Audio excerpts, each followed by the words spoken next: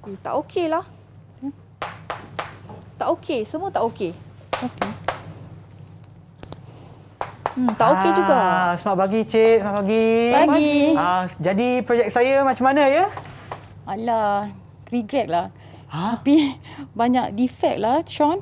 Banyak defect. Ya. Jadi macam mana? Boleh tak kalau Sean buat semula? Kalau tak, nanti scoring sikit. Buat semula? Ya, Satu projek ni nak buat semula? ya. Okey. Sebab- Okey, ini adalah scene yang sebenarnya tidak akan berlaku ketika proses penilaian klasik. Okey, inilah adalah kerana CIDB dah tetapkan penilaian klasik hanya boleh dilakukan pada kali pertama pemeriksaan pertama. Jadi Sean, sebenarnya tiada pilihan kedua untuk anda. Alamak, habislah saya.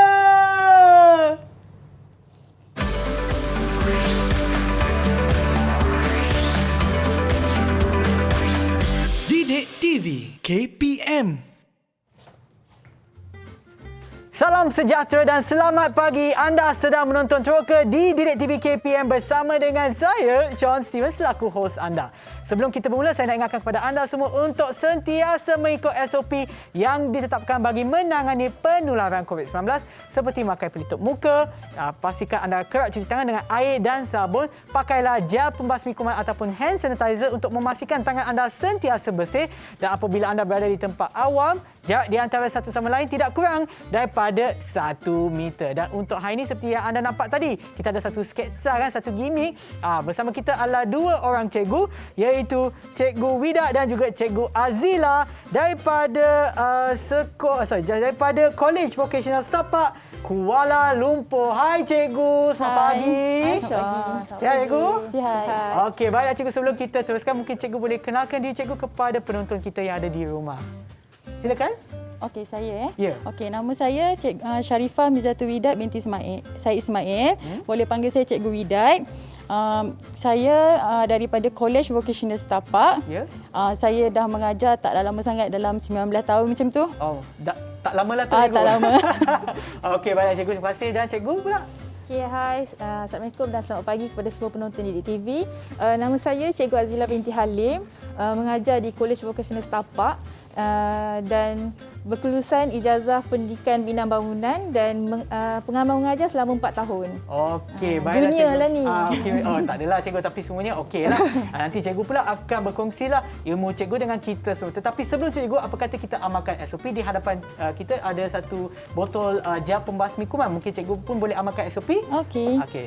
Cikgu dahulu dan diikuti oleh saya pula. Dan seperti mereka yang ada di rumah tu, bolehlah nampak jarak di antara kita memang lebih daripada 1 meter, rasanya dalam 2 meter kan. Dan kita semua memakai pelitup muka untuk sentiasa mengikut SOP. Dan kita pun telah berkenalan dengan cikgu-cikgu. Apa kata kita berkenalan pula dengan kawan-kawan saya yang ada dalam talian. Siapakah mereka? Hai semua, selamat pagi. Selamat pagi. Itulah dia. Muka-muka cantik, muka-muka cantik yang akan bersama kita untuk meneroka tajuk kita pada hari ini. Tetapi sebelum tu, saya nak anda kenalkan diri anda. Saya akan sebutkan nama anda ya. Kita mulakan dulu dengan Nur Hafizi. Hai, Assalamualaikum. Cikgu dan salam sejahtera kepada Abang Sean. Nama saya Muhammad Nur Hafizi bin Rizha. Boleh panggil saya PG. Okey, terima kasih. Dan seterusnya kita ada Adlina. Okay, hai, Assalamualaikum kepada guru-guru, cikgu-cikgu dan Abang Sean. Nama saya Nur Adilina Bejiza Mahmud, panggil saya Nina. Nina. Okey, baik, terima kasih. Yang seterusnya kita ada Zami Zikri. Assalamualaikum dan salam sejahtera. Nama saya Muhammad Zamir Zikri bin Zulkifli, boleh panggil Zamir. Okey, terima kasih Zamir. Kita juga ada Putri. Assalamualaikum, nama saya Putri Eli Syamini. Boleh panggil saya Eli. Okey, terima kasih Eli ya. Dan seterusnya kita ada Aizat. Assalamualaikum dan selamat sejahtera kepada cikgu dan Abang Sean. Nama saya Muhammad Aizat Zulfadil bin Muhammad Arif, boleh panggil Aizat. Terima kasih Aizat. Dan yang terakhir sekali adalah Liana. Assalamualaikum dan salam sejahtera kepada cikgu dan Abang Sean. Nama saya Nur Iliana Zakira Mati Hirwan, panggil saya Zakira. Okey, terima kasih. Dan seperti biasa ya, kita akan terus ke subjek kita hari ini ataupun mata pelajaran kita, cikgu. Tetapi apa sebenarnya yang kita akan terus ke hari ini? Okey Sean, sebenarnya hari ini kita akan teroka tentang tajuk penilaian yang kita guna di dalam bidang pembinaan. So bila kita cakap pasal penilaian ni, kita memang sentiasa dinilai dalam kehidupan kita. Begitu juga pelajar-pelajar. Okey, kita nak tanya dulu pelajar, kalau kat sekolah macam mana cara pensyarah nilai mereka? Okey, boleh saya tanya Adlina? Okey, baiklah. Penilaian yang guru sering lakukan untuk menilai pelajar adalah sesi soal jawab, ujian, kuis dan peperiksaan akhir. Okey, itu penilaian kita buat kat sekolah yang para pensyarah buat di kolej. Tapi dalam bidang pembinaan pula, CIDB telah menetapkan satu penilaian yang dipanggil QLASIC, iaitu kata panjangnya adalah Quality Assessment System ataupun sistem penilaian kualiti dalam bidang pembinaan. Okey, sistem penilaian kualiti ni pun sama macam kat sekolah juga, menggunakan sistem pemarkahan. So pelajar-pelajar semua belajar betul-betul nak dapat 80% ke atas kan. Jadi kontraktor yang macam Sean tadi tu, dia kena buat betul-betul supaya dia dapat markah lebih daripada 80%. Oh, jadi bagaimana kita nak dapatkan markah yang lebih tinggi tu, Ego? Okey, kontraktor Sean tu tadi, dia kena pastikan dia dan pekerja-pekerja dia melakukan kerja-kerja pembinaan dengan mengikut standard yang telah ditetapkan oleh CIDB seperti yang terdapat di dalam standard ni. Okey, standard ni telah dibangunkan oleh pihak CIDB. Jadi Sean kena pastikan pekerja-pekerja Sean melakukan kerja yang betul pada kali pertama dan setiap masa. Ini bermakna mereka kena sentiasa ikut standard tanpa gagal. Okey cikgu, untuk mereka yang menonton di rumah, mungkin cikgu boleh pegangkan buku tu lagi sekali, cikgu, supaya mereka semua nampaklah. Dan seperti anda nampak tu standard industri pembinaan. Dan kepada mereka yang menonton juga di rumah ya, nak bagi tahu bahawa kita akan menggunakan banyak istilah dalam bahasa Inggeris disebabkan oleh istilah-istilah ini memang banyak digunakan dalam industri ini. So jadi sekiranya anda terdengar perkataan dalam bahasa Inggeris, itu memanglah istilah yang biasanya digunakan dalam industri ini. Baiklah, sebelum kita teruskan dengan penerokan kita, apa kata kita berehat seketika dan kembali semula ke Teroka di Didik TV KPM.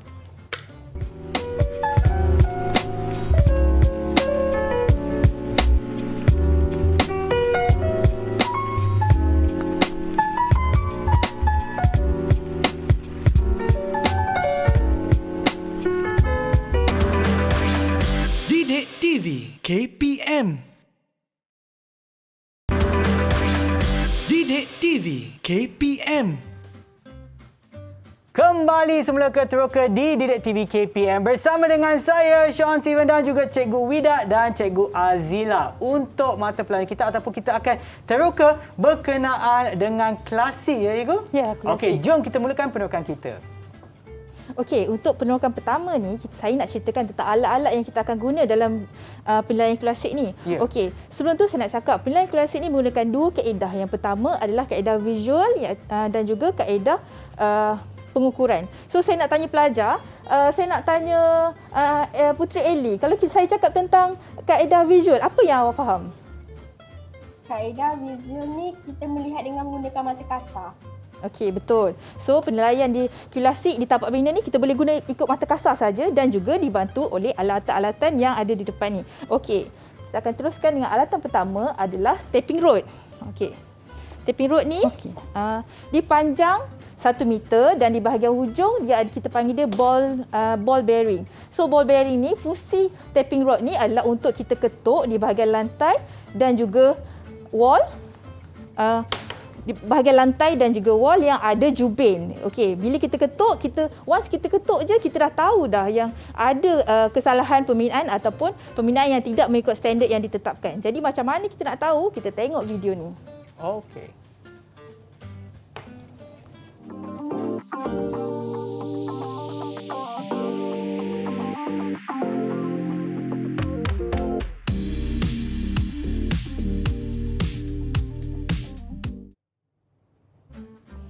Okey, video tadi tu sebenarnya ada dua jenis sound tahu Sean. Okey, so sekarang saya tak nak cakap, saya nak tanya pelajar juga sebab pelajar ni pernah belajar subjek jubin masa mereka tahun 2. Okey, saya nak tanya dekat Iliana Zakira, apa beza bunyi pertama dan bunyi kedua tadi? Beza bunyi je saya nak dengar.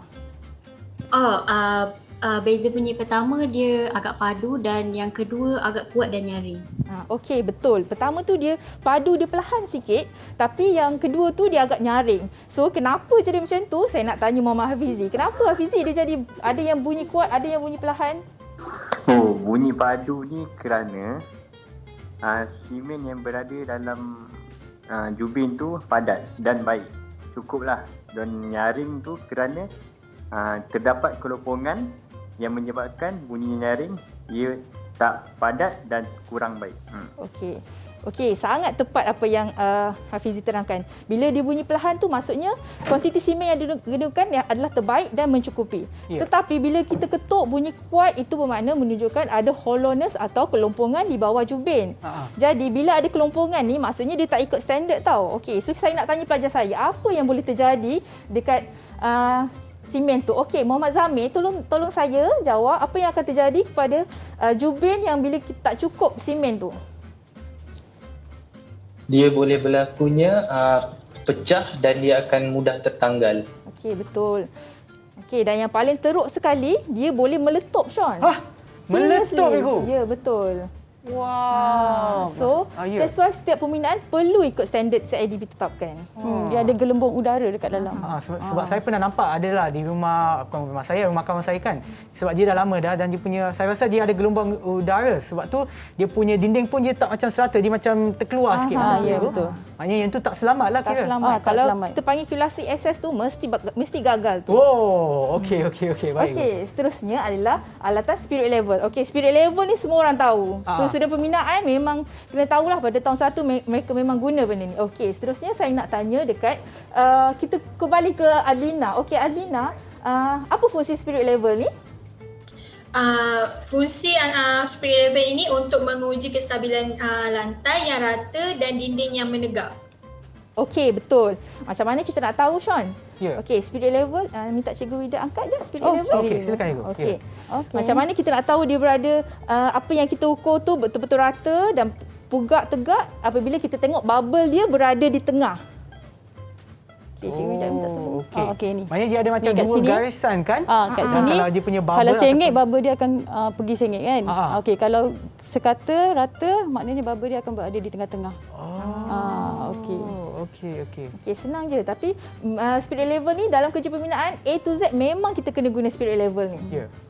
Okay, banyak elemen yang kita nilai memang menggunakan spirit level. Okey, baik. Okey, untuk alatan ketiga yang kita akan teroka adalah alatan L-square ataupun sesiku L. Sesiku L tu biasa kecil lah. Kalau yang ni kita panggil L-square. Okey, boleh tengok L-square. L-square ni. Okey, saya nak tanya dekat siapa ya? Puteri Eli. Apa fungsi L-square ni? Fungsi L-square ni untuk menguji ketepatan penjuru bangunan. Okey, betul. Untuk menguji ketepatan dan kepersegian bangunan. Jadi biasanya kita gunakan L-square ni kat bahagian bucu. Kita nak tengok cukup tak 90 darjah tu setiap bucu yang dibuat. Tetapi apabila kalau kita tak cukup, maksudnya bila kita letak L-square ni ada lagi ruang di antara pembaris dan juga dinding, kita kena gunakan alatan seterusnya pula, Sean. Okey, alatan seterusnya adalah steel wedge. Okey, kalau tengok gambar tu, kita akan letak steel wedge di antara dinding dan juga L-square. Okey, kita nak tengok berapa jarak yang tak cukup sebenarnya. Sekiranya jarak tu kita dapat kurang daripada 4 mm, so pembinaan itu diterimalah. Okey, masih lagi diterima. Tetapi sekiranya lebih daripada 4 mm, so penilai kalkulasi akan tanda pangkah lah kat dalam borang. So, markah akan berkurang lah nanti. Dia kira tak comply. Tak comply. Okey, baik. Boleh, Sean? Nanti kalau macam tu maknanya lepas tu perlukah kontraktor tersebut perlu memperbaiki apa-apa itu? Dia tak boleh baiki. Nanti the next project dia kena ingat lah. Projek yang seterusnya baru boleh buat. Sebab kontraktor sebenarnya dia kena ingat. Dia kena kawal mutu kerja dia sepanjang pembinaan. Bukannya dah siap pembinaan baru kita nak kawal kualiti, tak boleh. Dia daripada mula sampai akhir. Baik, Ibu. Okey, seterusnya adalah alatan seterusnya adalah steel gauge. Okey, steel gauge ni apa, Muhammad Zamir Zikri? Tolong bagi tahu saya. Biasanya je. kita nak mengukur dia punya ruang, jarak di antara pintu dan frame pintu. Okey, kalau nampak steel gauge ni dia kecil je, macam pisau lipat je kan. Okey, fungsi dia adalah untuk, betul lah yang Zamir cakap tadi tu, kita nak tengok saiz ataupun ruang di antara frame pintu dan juga pintu. So sepatutnya ruangnya tidak boleh lebih 4 mm. So macam tadi, kalau lebih kita tanda pangkah. Tapi kalau masih lagi di bawah 4 mm dia boleh diterima. Boleh ya? Betul. Okey, seterusnya angle mirror. Okey, angle mirror ni seperti yang Cikgu Widat pegang tu.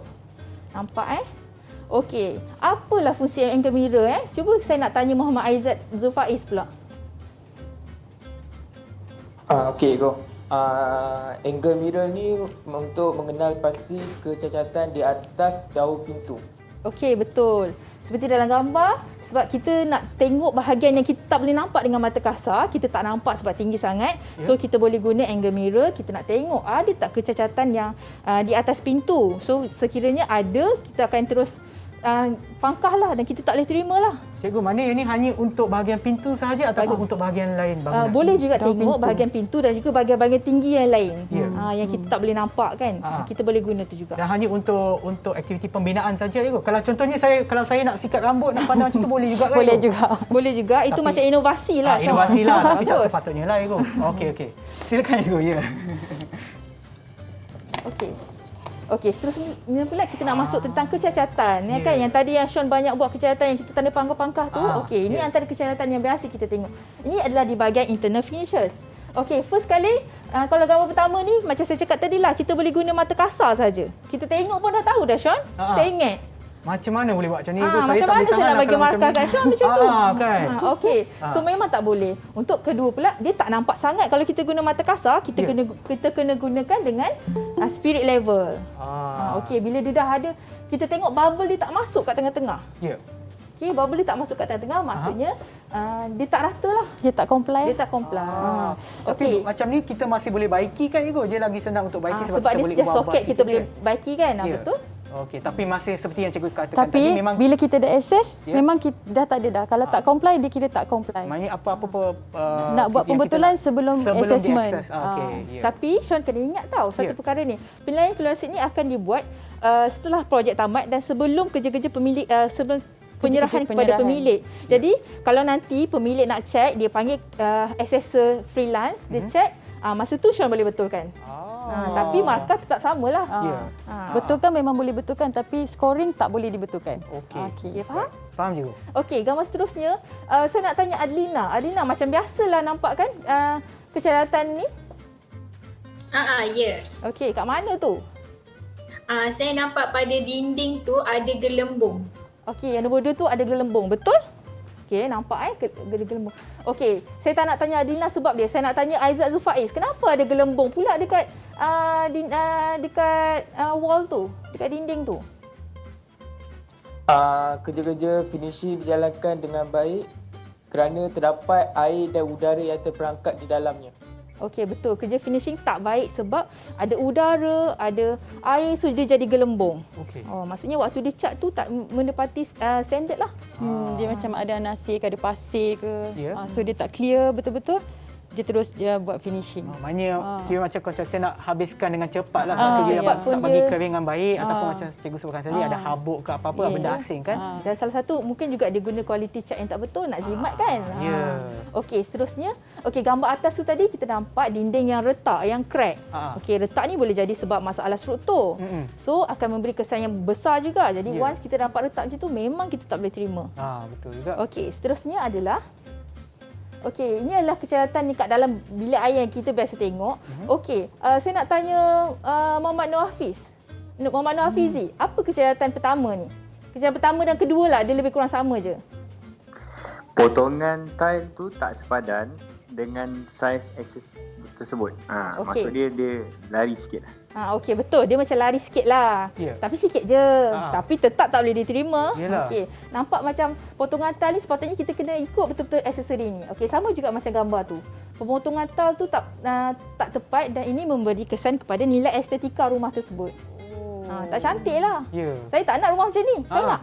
Tak nak ego. Sebab Sean kena tahu tau, bila kita access random. So maknanya dia tak kontraktor tak boleh bagi tahu kat mana dia assessor perlu access. Jadi assessor ni kontraktor ni dia macam dia semua keadaan dia kena kawal dengan mutu kualiti kerja, sebab dia tak boleh macam contoh dia katakan bilik ni dia buat perfect. Kat sini je dia nak suruh assessor untuk assess, tak boleh. Dia tak boleh. Dia mesti macam spot check lah, dia akan check semua. Dia macam randomly. Kita kira rawak. pun randomly. So memang tak boleh. Scoring dia memang random. Okay, that's why kena buat kerja yang betul pada kali pertama dan setiap masa. Itu tagline dia. Di semua tempat. Okey, baik. Okey, seterusnya kejahatan lantai dan shilling. Okey, Muhammad Zamir, tolong terangkan sikit kejahatan lantai nombor 1 dan nombor 2 ni, terang sekali. Okey. Okey, dia disebabkan dia punya pemasangan lantai tu tidak selari. Okey, betul. Dan nombor 2 tu tak selari, dan nombor 1 ni sebab ada retak-retak dan juga tiles ni dah ada defect dah. Tak selari tu maksudnya dia tak lurus macam tu. Yang Ni garisan ada di masuk, antara ni ada keluar. tak lurus lah. Tak lurus dan tak juga sepatutnya simen atas ni perlu dipenuhkan dan diratakan. Ini pun simen kat tengah pun ada lopak-lopak juga. Macam tu. Kalau join ni pun tak sekata pun dikira juga. Tak comply. Wow. Okey. Seterusnya masalah defect ataupun kejahatan di bahagian shilling. Okey, saya nak tanya siapa ya? Okey, Adlina, apa kejahatan kat shilling yang kita nampak kat TV tu? Okey, saya nampak adalah siling gelembung dan ada kulat disebabkan ada air yang leaking. Okey, betul. Dan yang kedua? Yang kedua adalah siling yang rosak, mungkin salah pemasangan tu. Maksudnya kontraktor tu pasang tak skru dia tu tak berapa nak betul. Okey, betul. Okey, yang kita nampak tu itulah sebab mungkin yang pertama tu ada air, ada leaking kat bahagian atas menyebabkan dia basah, kulat dan dia boleh mempengaruhi kesihatan tau. Ya, betul. So sangat bahaya. Dan yang kedua pula kemungkinan salah pasang. Okey, salah pasang ataupun boleh jadi juga sebab ada leaking di bahagian atas. So dia akan efek kepada shilling. Okay, seterusnya. Okey, itu bahagian kejahatan. So lepas ni saya nak serahkan kepada Puan Widat pula macam mana nak kira calculation untuk akumulasi yang sampai kita nak bagi markah fail dekat Sean tadi tu. Okey cikgu. Tetapi sebelum cikgu, saya ada dengar banyak istilah ni CIDB. CIDB. Apa maksud tu cikgu? Okey, saya tak nak jawab, saya nak pelajar yang jawab sebab pelajar dah belajar pada topik lepas. Okey, Zamir Zikri, tolong jawab apa itu CIDB? Banyak sangat saya cakap tadi. Okey, CIDB ni dia adalah agensi di bawah Kementerian Kerja Raya Malaysia yang berfungsi mengawal selis setiap aspek dalam kerja pembinaan. Okey. Okey, faham tak Sean? Jelas? Lebih kurang jelas saya. Okey, jelas dan padat? Ya. Okey. Semua apa-apa yang berkaitan dengan construction kena melalui CIDB. Nak ambil pekerja sebab luar, CIDB nak ambil yang kerja menjaga standard untuk construction dekat Malaysia. So semua benda standard dan kualiti ke atau kita kena refer CIDB. CIDB yang control. Baik. Okey cikgu, sebenarnya saya nak tanya cikgu, untuk bahan-bahan sebab kita dah lebih kurang dah tahu dah kecacatan dia dan juga kegunaan untuk bahan-bahan yang ada di hadapan kita, tetapi ada tak cara yang salah yang mungkin pelajar ataupun kontraktor pula yang menggunakan alat-alat tersebut? Mungkin ada yang mungkin cikgu boleh nyatakan cara yang betul untuk menggunakannya dan juga biasanya apa kesilapan yang biasanya dilakukan oleh kontraktor ataupun untuk Muhammad cikgu yang biasanya dilakukan untuk cikgu yang masa-masa menggunakan alatan ni. Mungkin untuk yang ini, contoh yang inilah, apa nama ni, spirit level cikgu. Apakah cara yang betul untuk menggunakan spirit level? Okey, biasanya saya perasan pelajar saya ni bila kita nak cek kepugakan yang bahagian tegak, dia tengok juga bubble kat tengah. Sepatutnya kita kena tengok kat mana Sean? Mungkin yang kat tepi. Betul. Kita kena tengok sini. dekat bubble yang tepi tu. Yang ni untuk yang apa-apa yang melintang macam ni. Pugak air, betul. Yang tegak. Okey, macam ni lah. Okeylah baiklah cikgu, saya rasa saya dah lebih kurang faham cikgu. Saya nak uji tengok ketegakan dinding yang ada di studio ni. Saya nak cek betul-betul cikgu. Dan kita akan berehat seketika dan kembali semula ke Teroka di Didik TV KPM. Nak mula dengan dinding mana?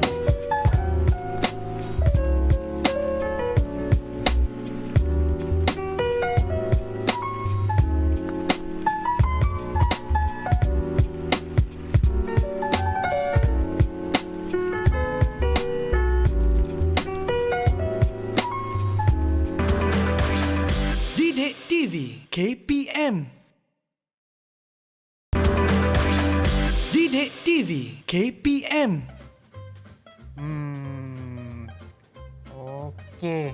Okey, luluslah. Anda sedang menonton Teroka di Didik TV KPM. Untuk topik kita pada hari ini, lagi sekali saya ulang, adalah penilaian Q Klasik. Q Klasik. Okey, silakan Ibu. Jom kita teruskan. Okey, sekarang ni kita teruskan dengan macam mana kita nak dapatkan sampel untuk kita punya penilaian. Jadi, bila kita nak dapatkan sampel, kita kena tahu dulu apa kategori-kategori bangunan yang perlu kita kategorikan. Contohnya, kategori A. Okey, kategori A, kategori adalah landed. Landed ni macam single story, double story, terrace, semi-detached. Itu adalah kategori A. Kenapa kita kena tahu kategori? Sebab dia punya formula yang kita kena refer kepada CIS 7, yang CIDB punya ni, buku ni. Contoh buku ni, yang dalam buku ni standard dia ada dia punya formula dekat sini. Untuk kategori A berapa, kategori B berapa, C berapa, D berapa, macam tu. Memang mempunyai formula yang berlainan. Tapi kita memang kena refer ini. Ini kira macam standard. Okey. Okey, kategori A adalah semi-detached, terrace, single story. Okey, dan kategori B. Kategori B adalah yang strata punya. Contoh, apartment, kondo, pangsapuri, ialah semua itulah. Yang rumah bertingkat lah. Termasuk townhouse. Okey. Townhouse pun dikira kategori B. Okey. So, dua kategori ini kita kelaskan dia dalam kategori residential. Okey. Kita masuk kepada kategori C. Okey, kategori C pula adalah kategori public commercial. Contohnya hospital, hotel, semua bangunan adalah bangunan public commercial yang tidak centralized cooling system dia. Itu kita kategorikan dia sebagai kategori C. Okey. Kategori D pula beza dia sikit je daripada kategori C. So kategori C tadi without centralized cooling system. So kalau kategori D adalah with centralized cooling system. Okey. So kategori ni, dua ni, C dan D ni, kita kelaskan dia adalah non-residential. Non-residential maknanya bukan tempat tinggal lah. Bukan. Okey. Bila kita dah tahu ni, baru kita contohlah Sean nak access kan. Sean nak access projek single story. Itu kategori apa? Kalau single story, sebab dia landed kan Igu, maknanya ia adalah kategori A. Okey, betul. So bila kita tahu dia kategori A, kita boleh refer kepada second slide. Okey, bila kita tahu kategori, ini adalah yang terdapat dalam buku CIS 7 ni, yang kita kena refer. So maknanya daripada buku ni, contoh residential building ni kategori A dan kategori B. Ini adalah komponen-komponen yang kita kena access. Okey, dia dah pecah dah. Structure works, architecture works, M&E works, external works dengan itulah 4 ni. 4 komponen ni. So 4 komponen ni kategori A dia punya persen dia berbeza-beza. Okey. So tadi kita katakanlah kita access adalah landed house. So kita akan pilih kategori A punya formula lah. Yang ini memang kena hafal. Kena hafal? Dia sebab dia duduk dalam buku ni. Jadi maknanya kita memang kena ingat, murid-murid semua memang kena ingat dia punya formula kategori ni. Tak boleh salah lah. Kalau salah, sampling dia akan salah. Okey. Seterusnya. Okey, ini weightage for architecture element.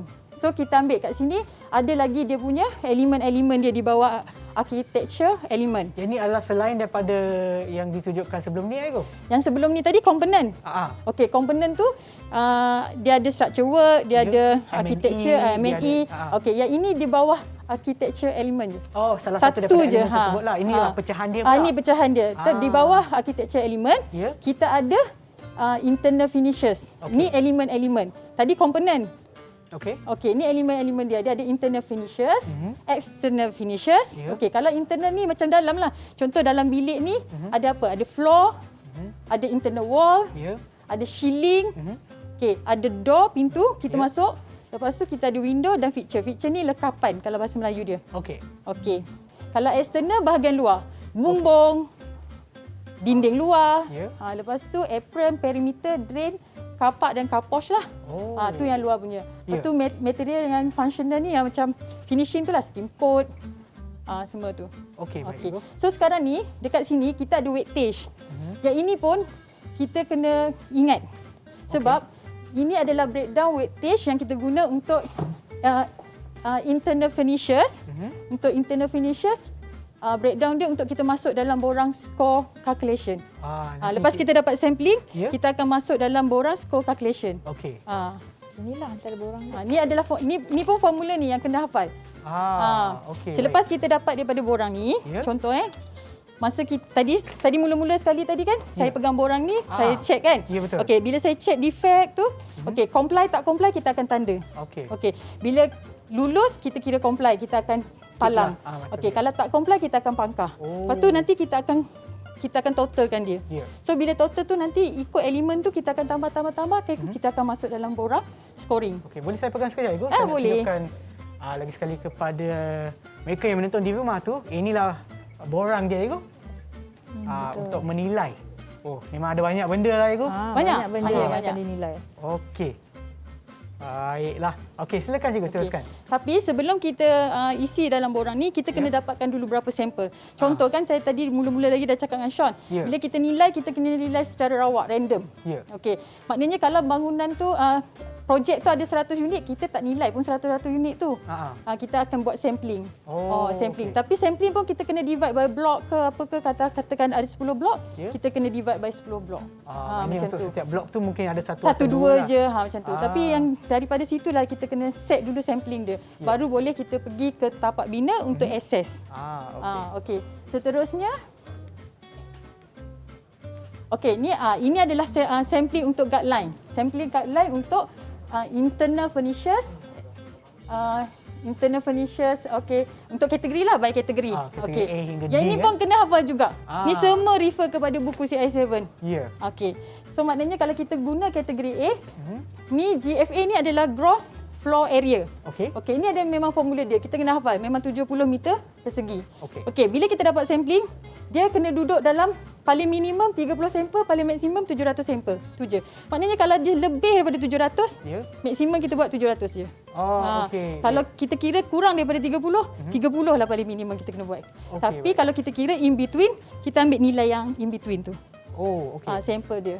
Okey. Sekarang ni ini adalah untuk kategori A, B, C. Ni semua kena hafal. Cuma saya hanya highlightkan bahagian inilah internal finishes je hari ni untuk calculation. Okey, baik Ibu. Okey, satu tips saya nak cakap dengan Sean. Tips. Okey, bila kita tengok di perkataan architectural work tu, itu adalah kerja-kerja seni bina.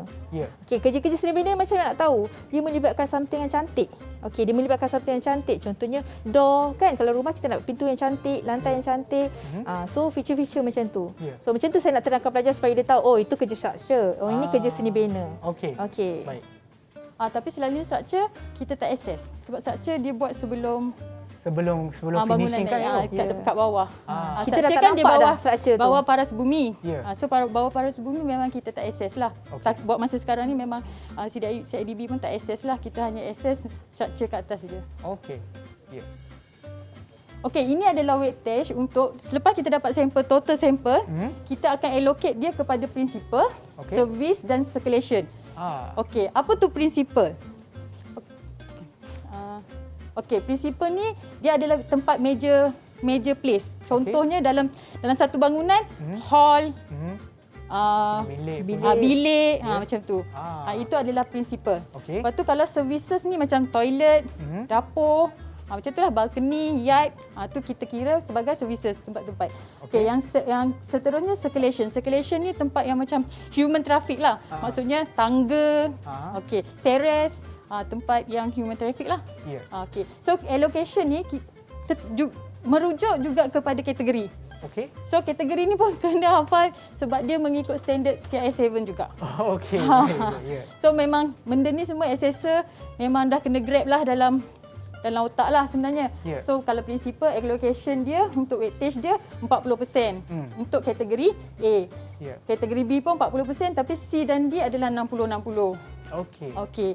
Ini kita semua kita kena tahu yang ini untuk kita buat kiraan untuk sampling dan juga borang skor nanti. Baik Ibu. Okey. Seterusnya yang ini yang saya nak ajak semua kira dengan saya.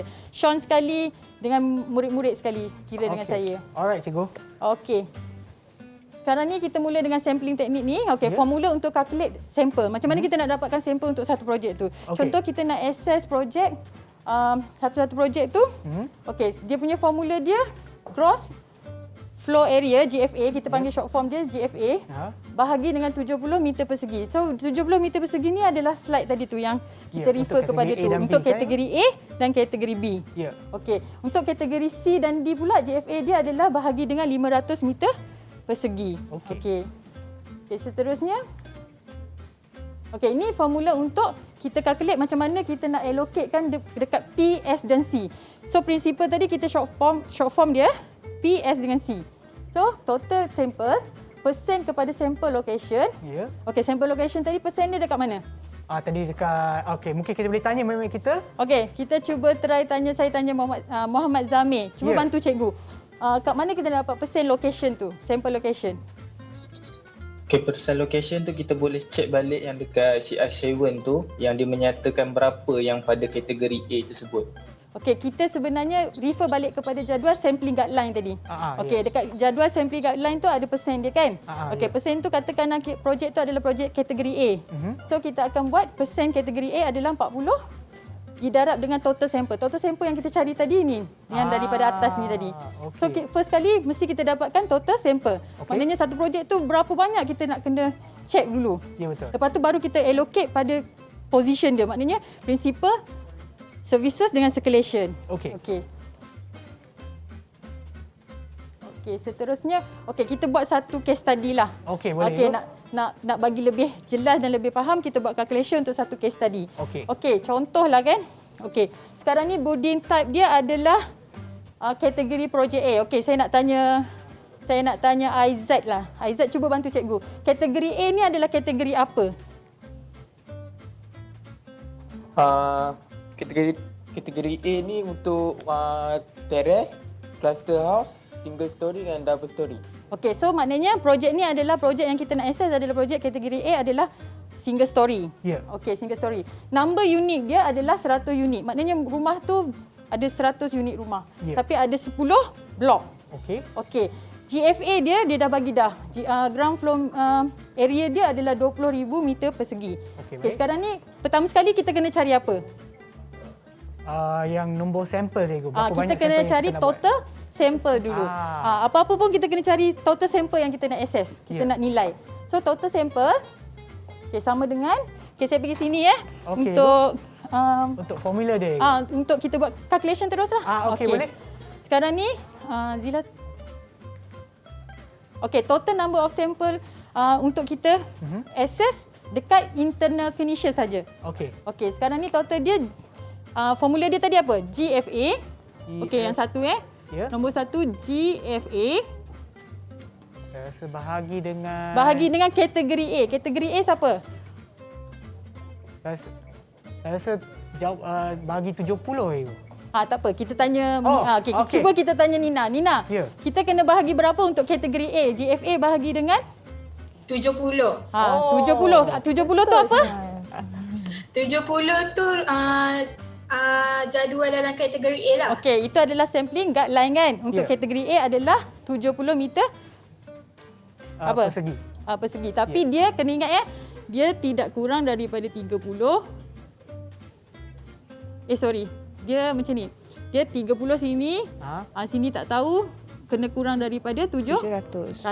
Betul tak kategori A? Betul. Kan? Maknanya sampel tu nanti akan duduk dekat tengah-tengah ni. Kalau dia lebih daripada 700, calculation kita memang kita akan guna 700 saja. Kita tak akan buat lebih daripada tu, dia punya assessment dia. Okey, seterusnya, GFA dia berapa? Nina, cuba bantu cikgu. GFA dia berapa? GFA dia 20,000. Okey, 20,000. 20,000 meter bahagi 70. Bahagi 70 dapat? Kejap ya. 285. 285.71. Okey, 285.71. Okey, kita akan genapkan dia kepada 286. Sebab rumah kita tak boleh sekat-sekat. Maknanya dia antara 30 dengan 700 cikgu? Yes, maknanya ini berada dekat sini. Okey. Berada dekat sini. Boleh Saya letak diterima lah Ibu untuk total sini number adalah of sampel. 286. Tapi bila 286 kita ambil sampel dia 286. Ya. Tapi kalau just in case kita kira dia lebih daripada 700. Kita ambil maksimum 700 saja. Okey, untuk baiklah kategori cikgu. A. Sebelum kita teruskan lagi, apa kata kita rehat seketika dan kembali semula ke Teroka di Didik TV KPM. Didik TV KPM. Didik TV KPM.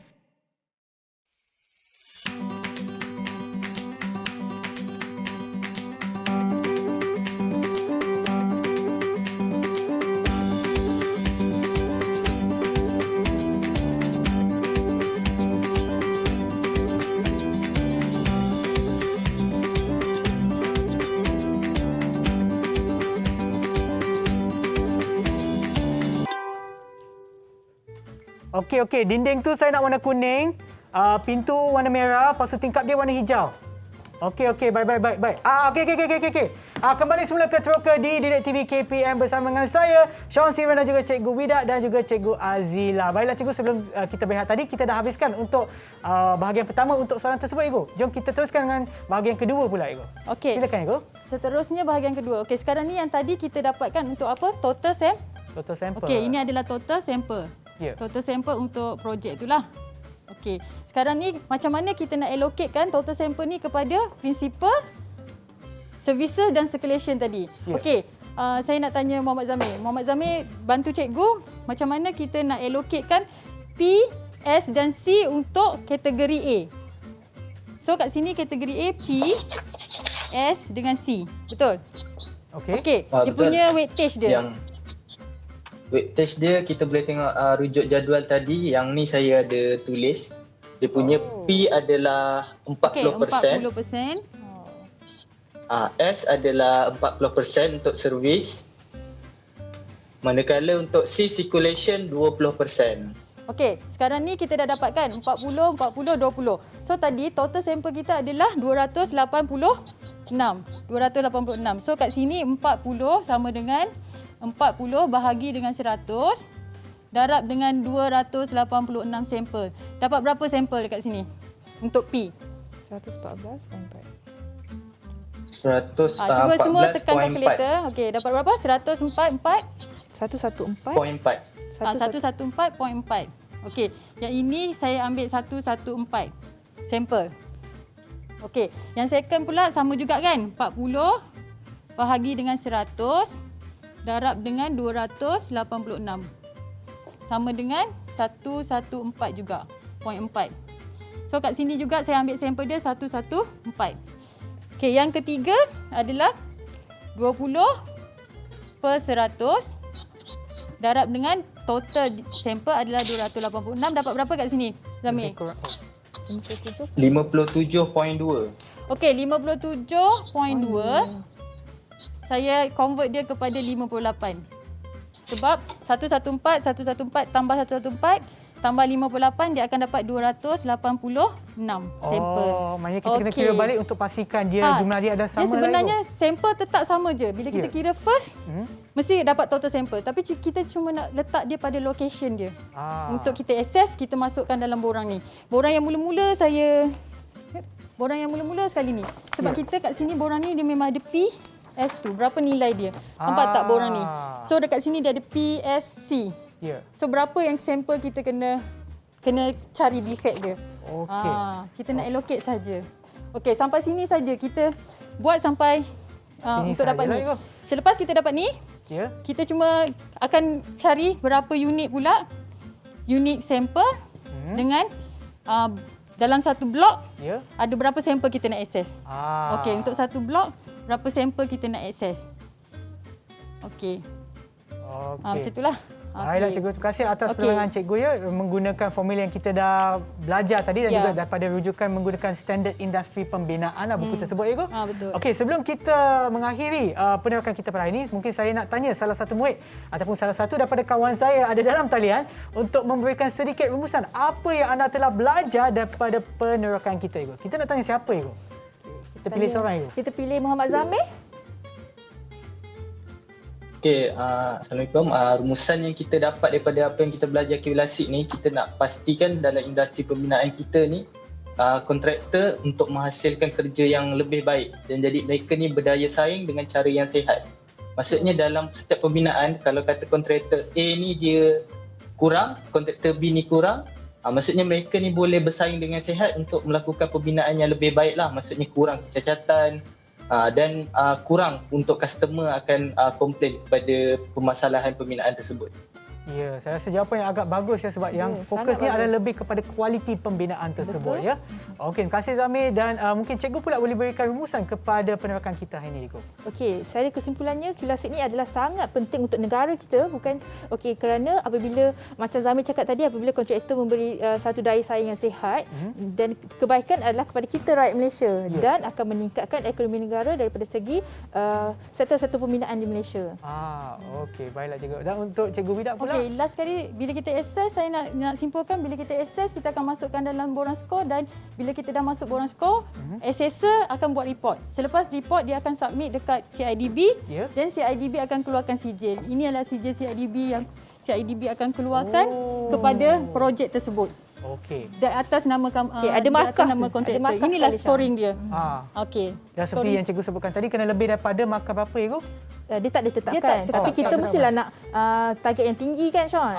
Dia cuma senario dia macam ni. Katakan untuk satu projek tu, kontraktor ni dia scoring Q-Lasik dia 76. Yang ni 80. Kalau Sean jadi orang akan pilih yang mana? Saya akan pilih yang markah yang lebih tinggi lah, sebab kita tahu mutu kualiti kerja dia adalah bagus. Bagus. Macam tu. So yang kontraktor kerja adalah scoring. Scoring ni kita panggil macam kredit lah untuk kontraktor tu. Untuk dia dapat projek. Itu adalah berdasarkan projek yang baru saja dihabiskan lah. Maknanya setiap kali dia menghabiskan satu projek tu, dia akan sentiasa dinilai dengan nilai yang baru. Betul. Dia atas projek, bukan atas kontraktor sahaja. Okey. Macam kita nak tempah makanan tu daripada mana-mana macam atas dalam talian kan, kita akan bagi juga macam rating dia lah. Betul. Okey, baik-baik. Terima kasih cikgu lagi sekali atas perkongsian ilmu cikgu dan juga kepada mereka yang menonton di rumah serta kepada mereka yang berada dalam talian. Terima kasih kerana bersama kita pada pagi ini dan kita akan berjumpa lagi di episod yang seterusnya di Teroka di Didik TV KPM. Jumpa lagi. Bye semua.